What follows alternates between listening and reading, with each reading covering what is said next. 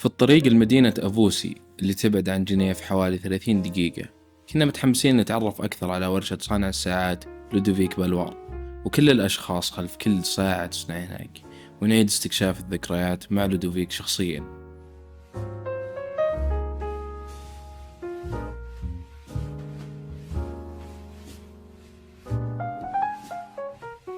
Je suis pas devenu horloger par hasard, parce que pour être horloger, il faut être très minutieux.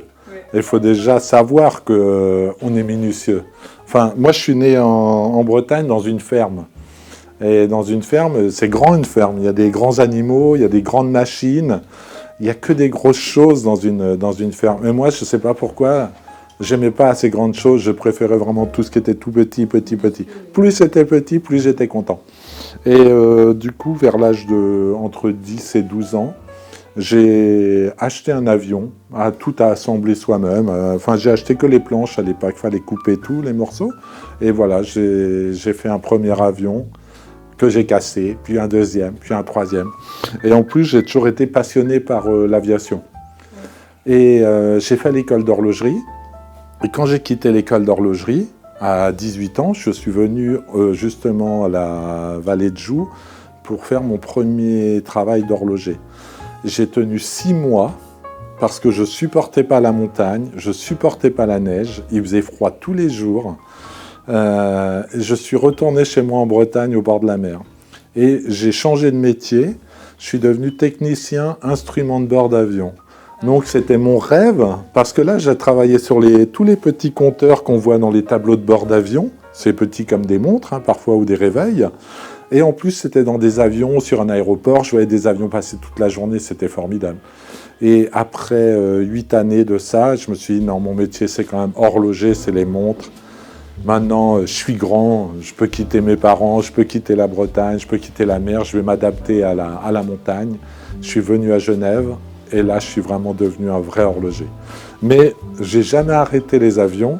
Et encore maintenant, je continue toujours les petits avions. Et maintenant, j'ai les avions plus les montres.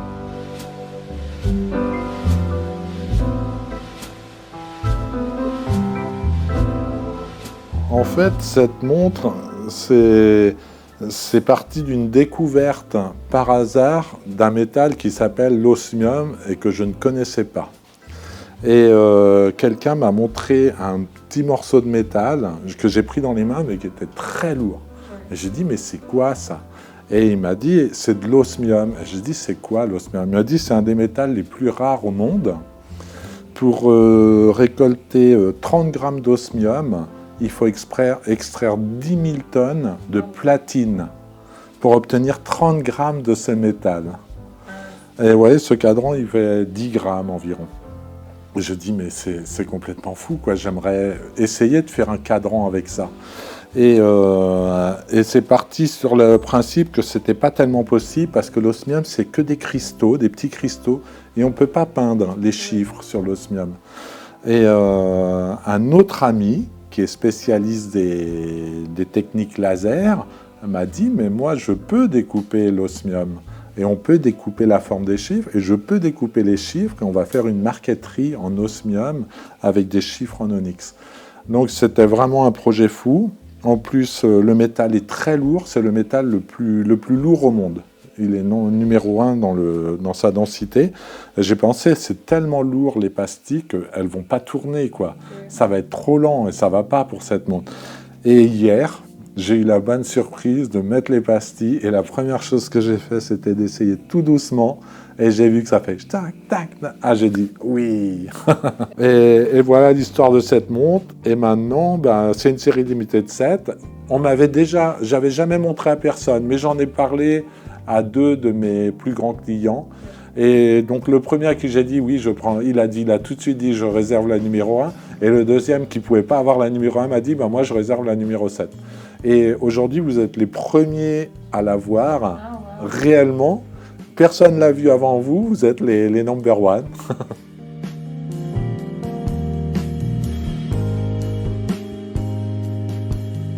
Simplement les couleurs de Niwatch et tout.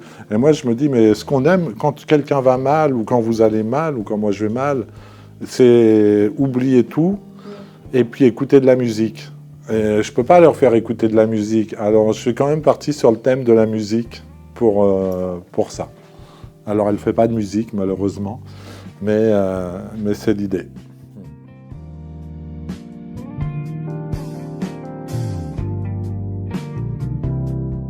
Alors ça c'est très précieux parce que c'est une machine qui est assez rare. Et j'ai travaillé 7 ans chez François-Paul Journe. Voilà. Et quand j'ai quitté François-Paul Journe après 7 ans, et qu'il savait que j'allais me mettre à mon compte, il m'a dit « Ludovic, viens avec moi, on va à la cave ».